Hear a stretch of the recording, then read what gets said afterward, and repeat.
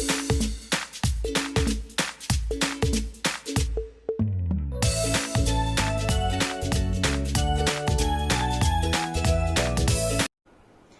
Students, welcome to dealing with commerce.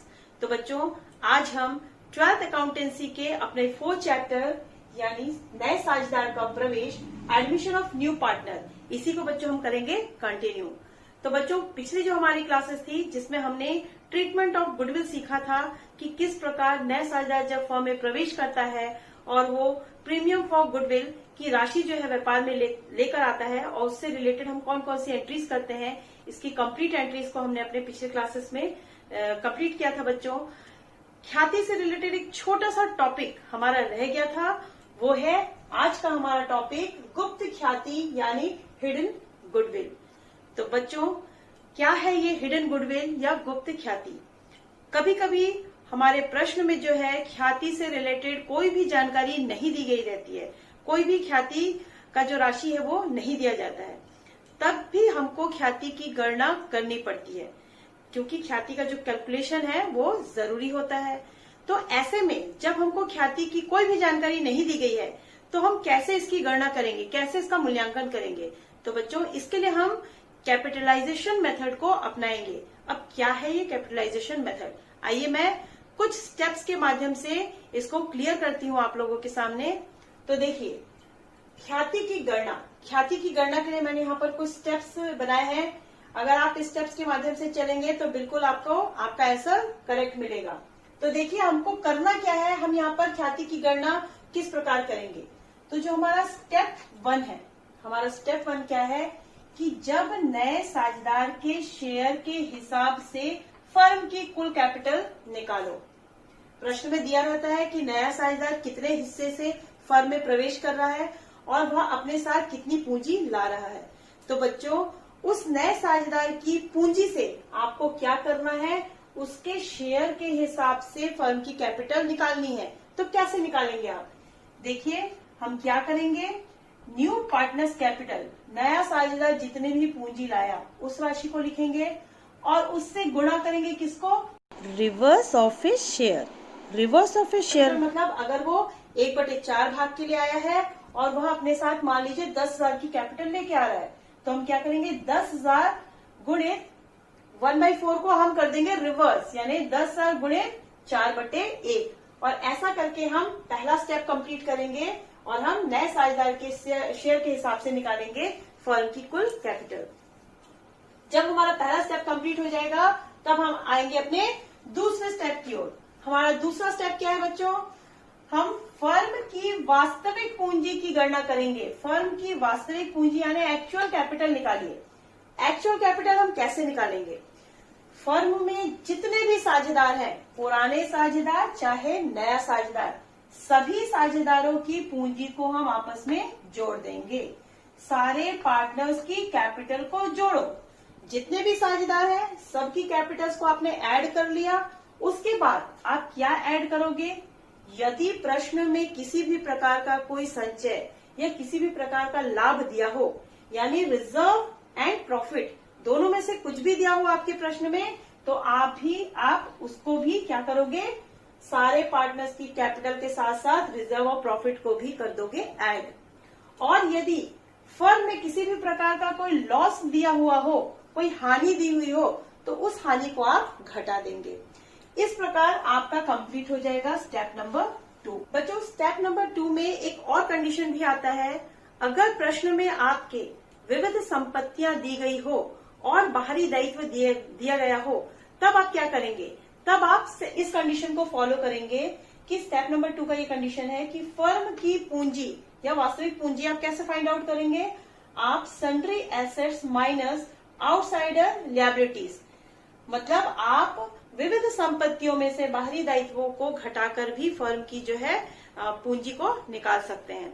तो बच्चों, step number 2 में आप उसी कंडीशन को फॉलो करेंगे जिसकी जानकारी आपके प्रश्न में दी गई हो। अगर संपत्तियां एवं दायित्व दिया गया हो तो आप इस कंडीशन को लागू करेंगे, और अगर वो नहीं दिया गया हो और सभी साझेदारों की पूंजी दी गई हो तो आप इस कंडीशन को फॉलो करेंगे। स्टेप 1 में आपने क्या किया, नए साझेदार के पूंजी के शेयर के हिसाब से आपने फर्म की कुल पूंजी निकाल ली। सेकंड स्टेप में आपने फर्म की वास्तविक पूंजी निकाल ली, जिसमें कि आपने सारे पार्टनर्स के जो है पूंजी को जोड़कर। अब हमारा तीसरा स्टेप क्या है, हमारा तीसरा स्टेप है स्टेप 1 में जो हमारा आंसर आया है और स्टेप 2 में जो हमारा आंसर आया है। स्टेप 1 के आंसर से स्टेप 2 के आंसर को आप घटाओगे तो आपको मिल जाएगी फर्म की गुडविल, यानी फर्म की ख्याति। इस प्रकार आप सारे कैपिटल्स के माध्यम से फाइंड आउट करोगे फर्म में छुपी हुई ख्याति को। तो मैं बच्चों इसको आपको एक एग्जांपल से समझा रही हूं।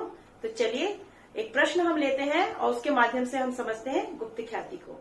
तो बच्चों हमारा प्रश्न है, ए और बी एक फर्म में साझेदार हैं जो लाभ हानि 7:3 के अनुपात में बांटते हैं। उनकी पूंजी क्रमशः 2 लाख रुपए और 1.5 लाख रुपए है। उन्होंने सी को 1/6 भाग के लिए साझेदार बनाया। सी पूंजी के लिए 1 लाख रुपए लाता है। फर्म की ख्याति की गणना कीजिए। सी के प्रवेश के समय उपयुक्त व्यवहारों के लिए जर्नल प्रविष्टि कीजिए। तो बच्चों ये है आज का हमारा प्रश्न। आइए अब हम इस प्रश्न को सॉल्व करेंगे। तो इससे पहले हमने यहाँ पर एक वर्किंग नोट तैयार किया है बच्चों। देखिए प्रश्न के अनुसार हमारे 2 साझेदार हैं, ए और बी। दोनों का जो लाभालाभ अनुपात है वो है 7:3। ए की जो पूंजी है वो 2 लाख रुपए है और बी की पूंजी है वो 1.5 लाख रुपए है। नया साझेदार सी जो है वो फर्म में प्रवेश करता है 1/6 भाग के लिए और बच्चों वह अपने साथ पूंजी की राशि लाता है 1 लाख रुपए। तो बच्चों ये है जानकारी जो हमारे प्रश्न में दी हुई है। इसमें कहीं भी ख्याति का नाम नहीं दिया हुआ है, लेकिन फिर भी हमको यहाँ पर क्या करनी है, ख्याति की गणना करनी है। यहाँ पर हम इस प्रश्न के आधार पर जो छुपी हुई ख्याति है उसको हमको यहाँ पर फाइंड आउट करना है। तो चलिए कैसे हम यहाँ पर गुप्त ख्याति की गणना करेंगे इसे देखते हैं। इसके लिए मैंने यहाँ पर एक टेबल तैयार किया है बच्चों। देखिए गुप्त ख्याति की गणना के लिए आप इस प्रकार 2 कॉलम बना लेंगे और मैंने इससे पहले आपको 3 स्टेप्स बताए थे जिससे कि हम छिपी हुई ख्याति या गुप्त ख्याति की गणना करते हैं। तो देखिए बच्चों हमारा जो पहला स्टेप था, पहला स्टेप क्या था कि फर्म की पूंजी के आधार पर, फर्म की पूंजी जो है वो सी की पूंजी के आधार पर निकालिए। सी जो है हमारा नया साझेदार है, तो फर्म की पूंजी सी की पूंजी के आधार पर कैसे निकालेंगे, तो क्या मेथड था। सबसे पहले हम यहाँ पर लिखेंगे सी की पूंजी।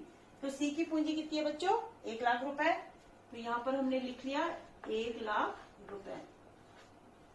1 लाख रुपए गुणित हम यहाँ पर क्या करते थे, इसका जो शेयर है, इसके जो भाग है उसको कर देते थे हम रिवर्स, यानी कि सी का जो भाग है कितना था 1/6, इसको कर देंगे हम रिवर्स यानी 6/1। तो ये आ जाएगा हमारा कितना, 6 लाख रुपए। तो बच्चों पहला स्टेप हमारा निकल गया। पहले स्टेप के अनुसार जो फर्म की पूंजी है वो आई 6 लाख रुपए। अब हमारा दूसरा स्टेप है। दूसरा स्टेप क्या है बच्चों, फर्म की पूंजी जो है सभी साझेदारों की पूंजी को जोड़कर निकाली जाएगी।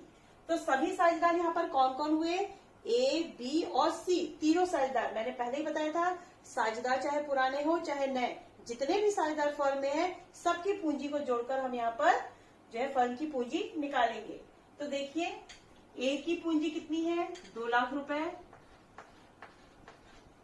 प्लस बी की पूंजी कितनी है, 1.5 लाख रुपए, और सी की पूंजी कितनी है बच्चों, 1 लाख रुपए। तो इस प्रकार इस तीनों पूंजी की हम गणना करेंगे, 2 लाख प्लस 1.5 लाख प्लस 1 लाख। तो यहाँ पर हमारा आ जाएगा 4,50,000 रुपए। तो बच्चों फर्स्ट स्टेप पे हमारी जो पूंजी आई फर्म की वो आई 6 लाख रुपए। सेकेंड स्टेप के आधार पर फर्म की पूंजी आई 4,50,000 रुपए। अब बच्चों हमारा जो थर्ड स्टेप है, थर्ड स्टेप क्या है, थर्ड स्टेप है कि स्टेप नंबर 1 से स्टेप नंबर 2 को माइनस करना है। मतलब स्टेप नंबर 1 से हम स्टेप नंबर 2 को घटाएंगे तो हमको क्या प्राप्त हो जाएगा, हमको प्राप्त हो जाएगा फर्म का गुडविल। तो देखिए स्टेप 1 माइनस स्टेप तो स्टेप 1 में कितना है हमारा 6 लाख रुपए, ऋण 4,50,000 रुपए। तो बच्चों इसको हम घटाएंगे, चाहे आप यहाँ घटाइए चाहे यहाँ घटाइए, तो आपका कितना आ जाएगा उत्तर? उत्तर आ जाएगा आपका 1.5 लाख रुपए। यानी फर्म की गुडविल कितनी हो गई? 1.5 लाख रुपए, यानी 1,50,000 रुपए आपकी निकल गई फर्म की गुडविल। तो अब हमको मिल गया है फर्म का गुडविल। अब हम क्या करेंगे? सी की गुडविल निकालेंगे कि सी अपने साथ इस गुडविल का कितना रकम है वो लेकर आएगा। तो उसको निकालने के लिए बच्चों हम यहाँ पर उसके शेयर में से सी की गुडविल हम कैसे निकालेंगे? सी की गुडविल भी निकाल लेते हैं। सी की गुडविल जो वो फर्म में लेकर आएगा वो आएगा 1.5 लाख रुपए का 1/6 भाग, क्योंकि वो 1/6 भाग के लिए फर्म में प्रवेश किया था। तो 1.5 लाख का 1/6 भाग, यानी कि वो फर्म में 25,000 रुपए। तो बच्चों इस प्रकार सी की गुडविल हमने निकाल ली है। सी की गुडविल आई है 25,000 रुपए। तो देखा बच्चों किस प्रकार हमने गुप्त ख्याति की गणना की। पहले हमने स्टेप 1 को फॉलो किया, जिसमें हम नए साझेदार के पूंजी के आधार पर उसके शेयर को रिवर्स करके जो फर्म की पूंजी निकाल लिए। सेकेंड स्टेप में हमने सभी साझेदारों की पूंजी को जोड़कर फर्म की पूंजी निकाली और दोनों पूंजी को हमने घटाया और जो डिफरेंस आया वो आया हमारा फर्म का गुडविल, यानी कि जो ख्याति फर्म में छुपी हुई थी उसे हमने निकाल लिया। अब इस फर्म की गुडविल के आधार पर बच्चों हमने क्या किया? सी का गुडविल भी निकाल लिया कि सी फर्म में कितनी गुडविल लेकर आएगा। तो 1.5 लाख का 1/6 भाग यानी 25,000 रुपए की गुडविल जो है वो नया साझेदार सी जो है वो फर्म में लेकर आएगा। तो चलिए बच्चों अब हम इसकी पंजी प्रविष्टि तैयार कर लेते हैं। पंजी प्रविष्टि में सबसे पहली एंट्री हमारी क्या होगी? तो बच्चों सबसे पहली एंट्री होती है कि नया साझेदार जो है वो फर्म में क्या लेकर आ रहा है? पूंजी लेकर आ रहा है। तो फर्म में वो 1 लाख रुपए की पूंजी लेकर आ रहा है, तो हमारा पहला एंट्री होगा कैश का एंट्री कि फर्म में क्या आ रहा है? कैश आ रहा है। तो कैश अकाउंट डेबिट, कितना कैश लेकर आ रहा है बच्चों? वो ला रहा है 1 लाख रुपए। 1 लाख रुपए की कैश आ गई। अब ये कहां से आया? ये आया to C's capital account, to C's capital account, मतलब सी के पूंजी खाता से। तो ये हो गई बच्चों हमारी पहली एंट्री कि जब नया साझेदार फर्म में पूंजी लेकर आता है तो हम क्या एंट्री करते हैं। अब दूसरी एंट्री हमारी देखते हैं कि हमने क्या निकाला बच्चों? हमने निकाला कि फर्म में वो कितनी गुडविल लेकर आने वाला है? वो लाने वाला है 25,000 रुपए। चूंकि यह 25,000 की राशि वह कैश लेकर नहीं आया है, गुडविल के नाम से लेकर नहीं आया है, तो हम इस गुडविल की राशि को कहां से निकालते हैं? सी यानी नए साझेदार के पूंजी खाता से निकाल लेते हैं।